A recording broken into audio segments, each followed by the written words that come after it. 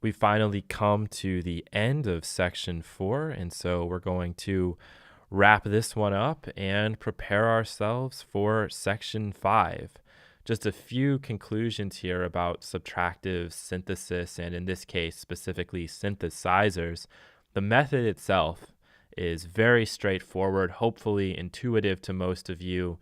And I'm hoping that as you go through this course, you're finding that there is no reason to be intimidated by any instrument you opened up, mainly because if you're able to break it up into its component parts, you can then start to see how those interact and eventually form the sound. And that's certainly true for subtractive synthesizers. And that's why my first big bullet point is navigation. That's what it's all about. When you open up a synth for the first time, look for those sections, the things that are familiar, the oscillators, the filters, and the modulators.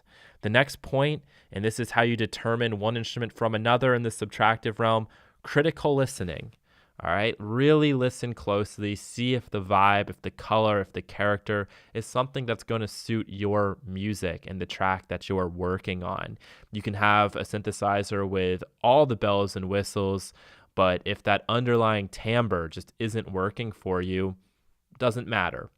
And last but not least here, really this is one where the method is going to lead to mastery when you practice it. So knowing the method is good, but the more you practice it, the more you follow that signal flow, start to add in some of those other special effects and some experimental modulation, you're going to get the hang of working with any subtractive synthesizer in no time. I can really guarantee it. If you just put in 20, 30 minutes a day for a couple weeks, trying out a few different instruments, you're going to know them like the back of your hand, and you'll be able to open up something brand new and hopefully work with it, or at the very least, break down some presets or alter those presets to fit the music that you're working on.